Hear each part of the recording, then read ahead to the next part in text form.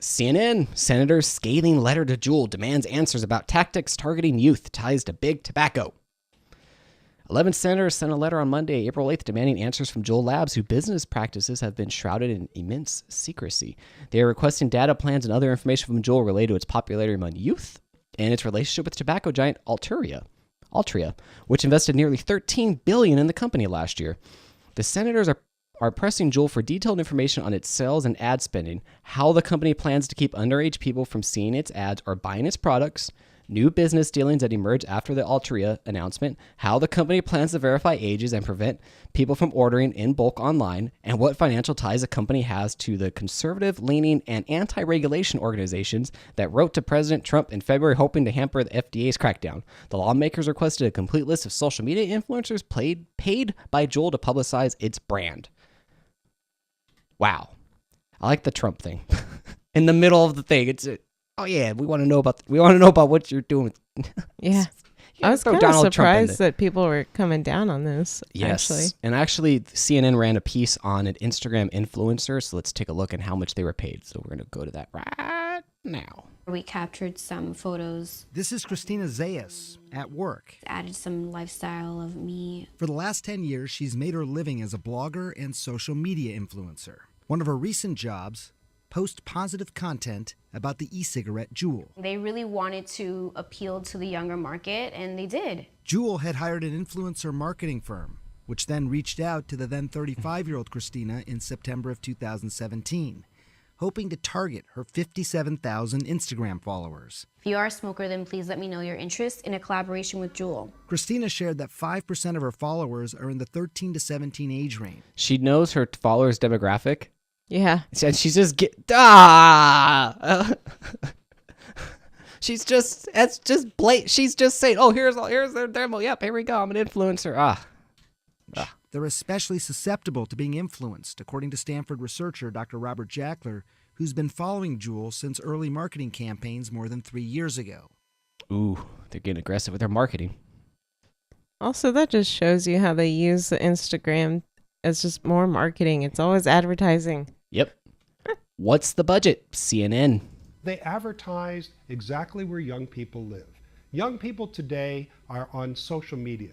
They're on their phones continuously throughout the day looking at social media channels. Juul's team reached out to me to work together. We came up with working on a sponsored post, which is just a blog post, and then one Instagram post. Their budget was, okay, we can offer you $1,000. Juul declined an on-camera interview, but conceded it paid fewer than 10 influencers who were all smokers or former smokers and collectively paid less than $10,000.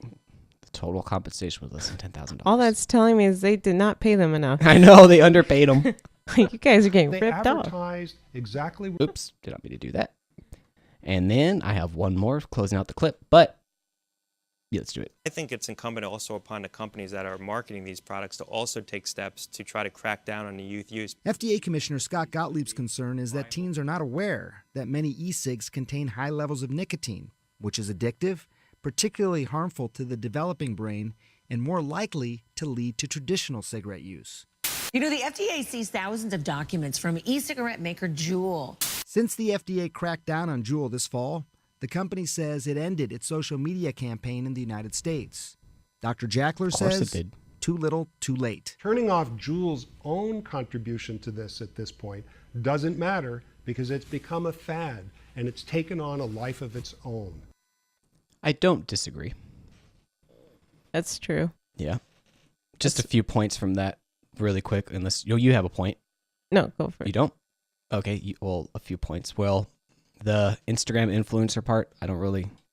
I cut out the part where she said, I feel bad about what I'm doing. Now I'm trying to... You know what? You're on CNN. I'm sure they paid you too.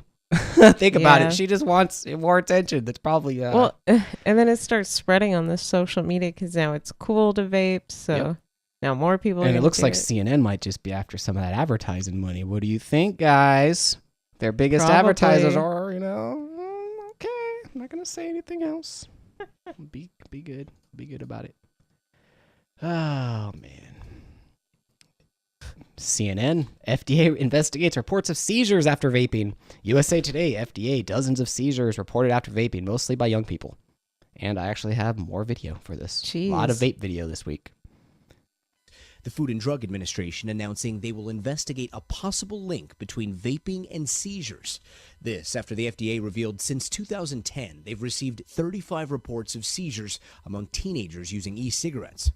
The FDA writing, we have reports indicating that some people who use e-cigarettes, especially youth and young adults, are experiencing seizures following their use. The FDA's announcement increasing scrutiny on the booming industry. One e-cigarette company saying in part they will vigilantly monitor for any evidence of safety issues and work cooperatively with FDA as we continue to combat youth usage. Yeah. Yeah. I'm sure you're combating. According to the CDC, 3.5 million middle school and high school students reported vaping in 2018. Wow. More than 10 times the number of 3.5 million reported vaping. That's crazy. Of teen users in 2011. Just last year, the FDA limited the sales of flavored products to try to keep them out of the hands of teenagers. Is that working? I see a lot of teenagers vaping still. Yeah, I don't think it's working. What is the FDA asking people to do? This amount to the FDA doing like a call out, hey, tell us if you have a problem. And is that unusual for it to do? It is unusual for them to do, especially do it in this public of a forum here. And what they're saying is, we want more reports on this. If this has happened to you, please contact us. They developed a safety portal you can go to. Today.com, there's a story about the vaping. We put the safety portal link in there so you can go ahead and go to it if you've experienced any of this, because they think this is just the tip of the iceberg. They think there's more people out there having these issues, just haven't reported them. Well, they're asking people to report them. I have some theories Okay. over what might be going on. Okay. So, well, hold on. Can I play a clip? Oh, sorry. I didn't know you had one Addressing more the clip. chat room, cigarettes are a good alternative to vaping? Well, yes. I've got a number of friends who contend this, that vaping, it's safer than traditional cigarettes. It's not nearly as bad. And the way we talk about it is, if you're a chronic smoker, then vaping is safer than smoking those cigarettes as much as you do. But that does not mean that vaping is safe. And we're finding out more and more things like this connection are possibly there, the seizures. Also, when you vape, you're getting chemicals in your body that you don't know about. Formaldehyde, acetaldehyde. You're getting all these different chemicals into your body. And vaping, they have another name for them, ENDS, E-N-D-S, electronic nicotine delivery systems. Electronic nicotine delivery systems. So they're delivering this high dose of nicotine. That's where they think the connection might be with the How much more nicotine are we talking about? It's a lot more nicotine. With cigarettes, it's virtually impossible to overdose on nicotine. With these e-cigarettes, it seems like you possibly could at a point, and that's what the big concern is, especially, again, in the young, the teens, and the young adults. That's nuts. Because that's true. With these modded rigs, or whatever you want to call them, you can, and these cartridges, you can pump them up to whatever you want. Yeah. So he didn't go into numbers, but no, I'll go into numbers. So a cigarette is about 2 mgs of nicotine. And then the problem with these vapes is some of them are going up to 40 mgs in a cartridge. So if you smoke the whole thing, that's not good. And so I was trying to find what the LD50 of nicotine was, and unfortunately it's actually not well studied. So for some reason, people say that the lethal dose is 60 mgs. Mm-hmm. So again, they're putting 40 mgs, and for some reason, they do say it's 60 mgs, but there are actually contradictory studies that say it might be closer to 500 mgs. But again, it kind of depends on the person. Yeah.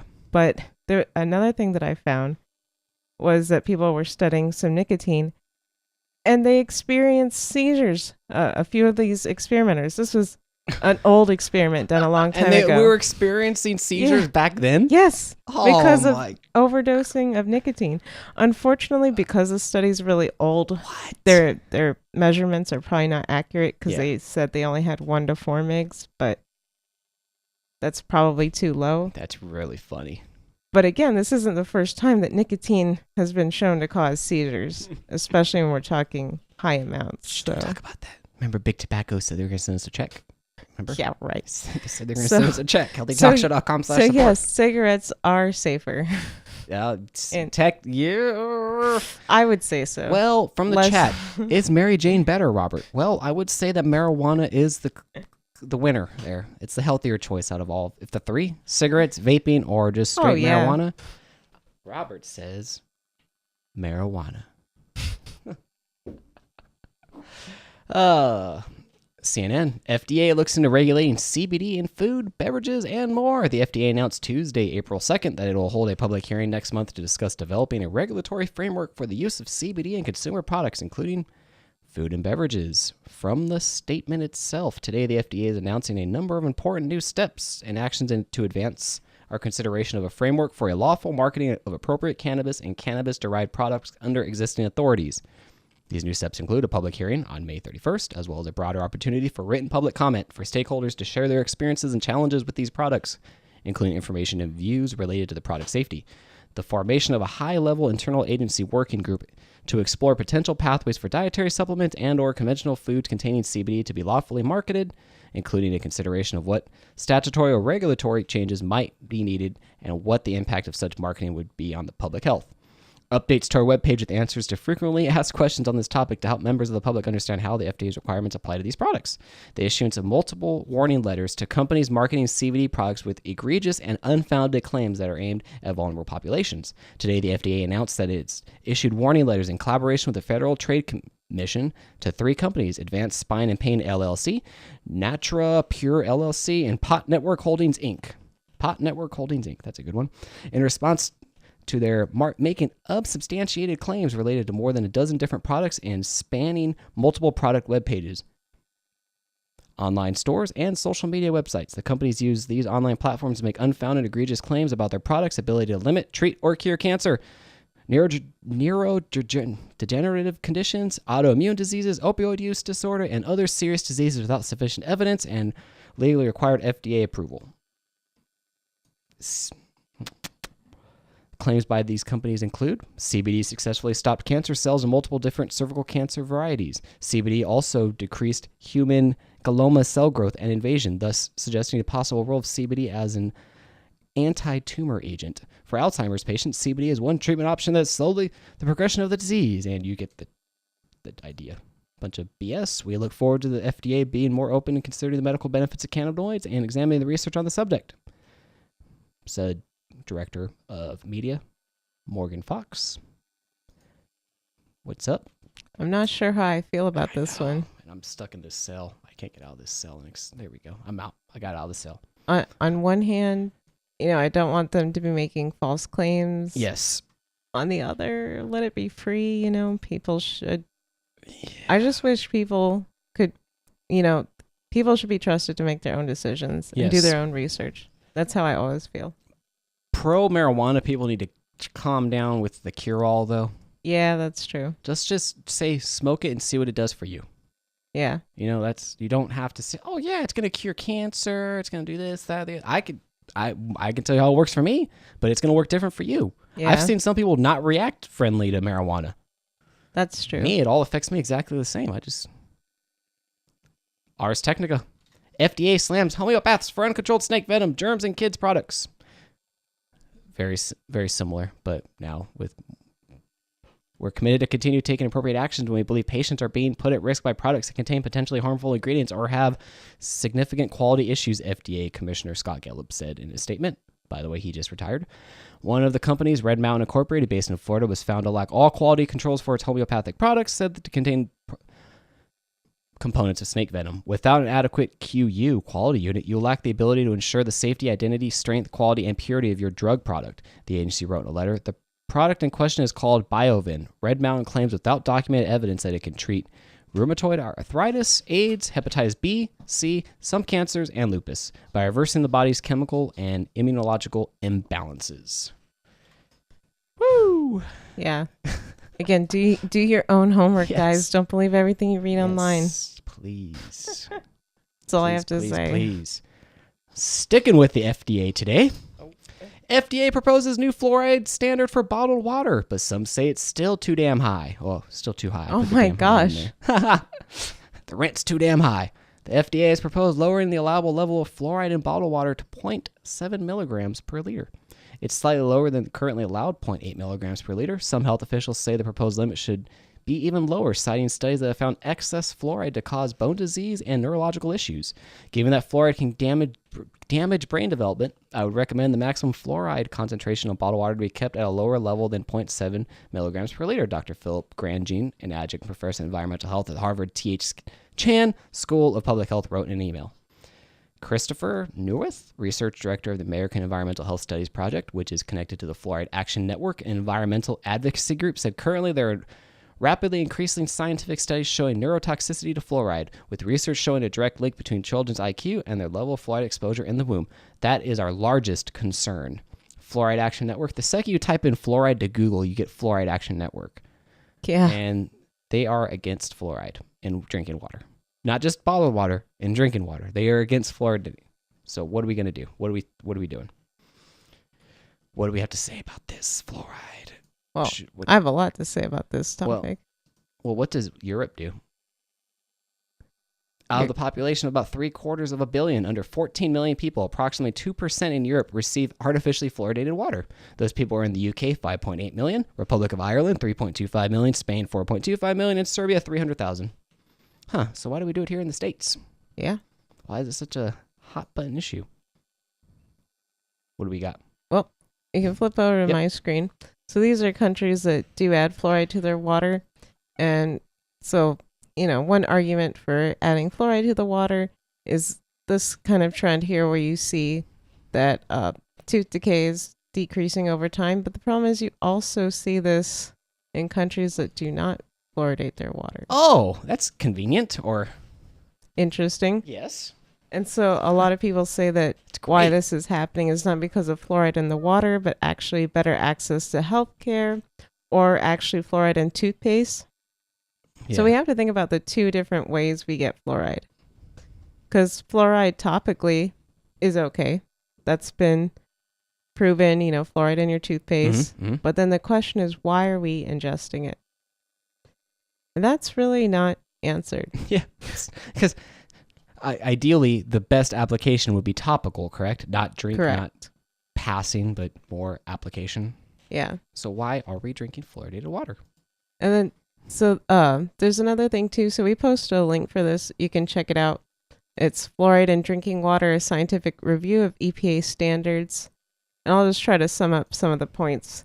So some of what you mentioned is that fluoride over time potentially it weakens bones. So initially they actually thought this was a cure for osteoporosis, which is kind of funny because they thought that it was increasing bone density, which it does seem to do. Mm-hmm. But over time this actually makes the bones more brittle. Yeah. And so another problem with fluorine is really small, so it can kind of get everywhere inside of your system. So once it's there, it's hard to get out. It could also cause issues with your thyroid. So fluorine can displace iodine, which they're both halogens, so the same row in the periodic table. Another kind of theme that we mentioned on this show is dosage makes a poison. Yes. And the problem with dosage is people drink different amounts of water. Yes. For instance, I drink 6 to 10 liters of water a day. So I'm getting different fluoride exposure than someone that drinks 6 cups of water a day. Yeah. And so the EPA actually mentions people like yourself. Mm-hmm. So you'd be in the category of high water consumers. And you're potentially getting up to, I think it was 4 milligrams of fluorine in your water. And that's now over the recommended daily dosage. Oh, crap. Yeah. Good thing I take all the fluoride oil, much of it as I can out of my water. Yeah. Woo! Robert's already paranoid about this. Yes. So. Well, just because I drink so much water, I want to make sure what I'm drinking is going to be good and not have adverse effects. It turns out you do have reason to be worried over these long-term effects. Yes. Interesting. From the chat, if it caused brain damage, I'd expect to see some major differences in IQ between Europe and America. Well, I'm going to leave that one there because I don't know. I think there are studies that have at least shown it. We'd probably have to look at more studies to see. Yeah. That's a tough one. I don't know if it would affect the brain. I don't know. So, Well, a lot in of development, conspiratorial though. people that I know who ride in the conspiratorial crowds, people that I've spoken to, they said in the past that governments have used water, shoot fluoride into a little village's water supply just so they can get into the village and no one's going to know what's going on because their brains are all messed up. That's just what I've heard. Again, conspiratorial stuff, unfounded, healthy talk show. I'm just giving all perspectives here, trying to be as fair as possible. Yeah. I mean, it's all about dosage too. And another thing that they mentioned too is we really are not sure what the long-term consequences are for being exposed to this water over a lifetime. We are not going to know. All I know is Europe's not doing it. Yeah. So what would Europe do? Well, there's been lots of studies showing that it's not that beneficial. Moving on. All right. CBS 17. Measles count in U.S. this year already more than all of 2018. Let's take a look. Doctors are now dealing with the second greatest number of measles cases reported since the infectious disease was officially eliminated nearly 2 decades ago. According to the CDC, 387 individual cases have been confirmed in 15 states from January to March 28th of this year. The CDC says 1 dose of the MMR vaccine is 93% effective at preventing measles. 2 doses, about 97% effective. That goes against what I was always told. Thank you very much. 93% effective 1 dose. When did that change? Now we have to get 2 doses? Yeah. When did that change? Well, now, New York Times. Scientists thought they had measles cornered. They were wrong. Kaiser Health News. Why measles hits so hard within New York Orthodox Jewish community. This was kind of interesting because I've been hearing whispers about this. Measles cases in New York have been concentrated among children in Orthodox Jewish families, many of whom attend religious schools where vaccination rates may have been below the 95% threshold considered necessary to maintain immunity. The outbreaks began when unvaccinated travelers returned from Israel, where an outbreak persists and spread the disease here. Israel's measles outbreak began in March 2018 in a small Orthodox community in Tazfat in North, said Dr. Patrick M. O'Connor, leader of the Rapid Disease Control Team at the WHO's European office who oversees Israel. Although some Orthodox Jews claim that vaccinations are against Jewish law, that's not correct, said Dr. Aaron Glatt, who is also a rabbi and chairman of the Department of Medicine at South Nassau Communities Hospital in Long Island. There's not a single opinion that says vaccination is against Jewish law, he said. The clinics offering vaccines were not open on convenient days or couldn't accommodate big groups. Orthodox families may include up to 12 children, and ensuring that all of them had 2 measles shots on schedule can be difficult. To comply with Israel's health ministry schedule, a child needs 9 doctor's appointments before age 6 to be fully vaccinated against 14 diseases. Children get measles shots at age 1 and 6. Vaccination rates among the Orthodox in Israel were in the 80% range, higher than many other countries, but not enough to stop the measles. Another contributing factor, even if they are sick, children are often brought to Orthodox weddings or other gatherings. The public may have grown complacent before the vaccine program began in the United States in 1963, as many as 4 million people became infected every year. Nearly 50,000 were hospitalized, and up to 500 people died annually. By the year 2000, measles was a disease that public health officials said was essentially eradicated in the U.S. thanks to a comprehensive vaccine program that reduced the number of cases by 99%. Damn. Dang, that's great work. Things pop up. Jeez. What do we got? Why is everyone so crazy about measles, though? I don't know. Are you cueing that clip? Yeah, all right. I am. What do we do before? We are cueing a clip from the Brady Bunch. Before it was eradicated. Let's take a look. How do we survive? And I have a follow-up. Hi. Peter. What are you doing home from school? They sent me home. Measles. That's either measles or a strange case of red freckles. You have got a temperature. They told me 101.1. What's the record? Never mind. Oh, are you sure it's the measles? Well, he certainly got all the symptoms. A slight temperature, a lot of dots, and a great big smile. A great big smile. No school for a few days. Say hello to my dotted son for me. Tell him I'll bring him some comic books and I'll see you later, dear. Okay, honey, bye.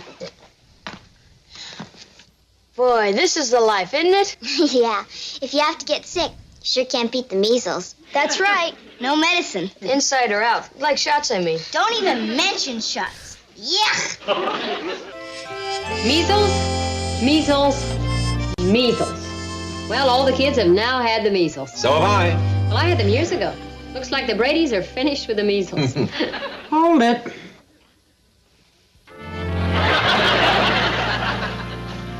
Uh-oh. No, everybody has the measles. You're not through yet. My crumba.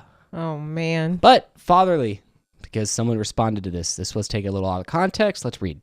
The legendary anti-vaccine 13th episode of The Brady Bunch is real hilarious. In 1969, all children got measles on the 13th episode of The Brady Bunch. Today, that poorly written B-plot is considered seminal by poorly informed activists. The plot of the episode isn't about measles at all. The primary conflict is about whether not a pediatrician who is a woman can take care of the boys if a pediatrician who is a man can take care of the girls. Meanwhile, the measles subplot, it really is a subplot, hilariously culminates in a giant chalkboard charting which Brady child has which symptoms, ranging from fevers to mumps to scarlet fever. This is all treated very lightly in the episode. At no point does anyone come and say the Brady kids could all die. Mom and Dad are way too busy making jokes and accidentally calling 2 doctors to make a house call instead of 1. Their marriage is clearly crap. Good editorial there, writer. The Bradys do not discuss vaccination at any point. They are not against it. They just act as though it's not an option. Okay.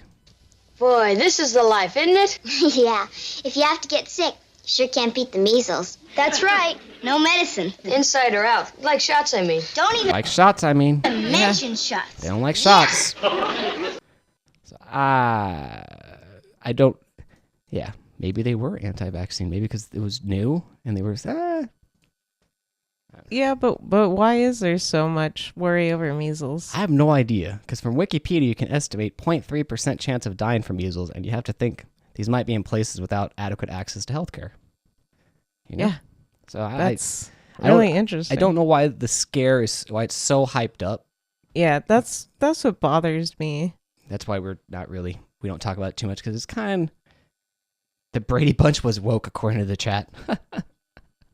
Yeah. I mean, we're supposed to be vaccinated. I was looking at a map too that said, 95% of people are in compliance. And and that was all red.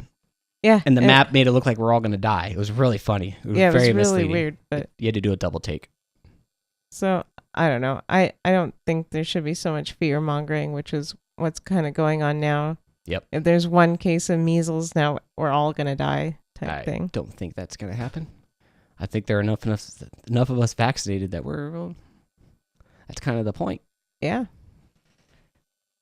Are we ready? Yep. Thanks for tuning in. If you found value and useful information in this show, please support the show by emailing us, ask@healthytalkshow.com, leaving us a voicemail, 509-878-3229, or supporting us financially over at healthytalkshow.com/support. We'd love to hear from you. Thanks again. Love and light. Love and light. All right, now I'm not going to click stop streaming. I'm going to click stop recording.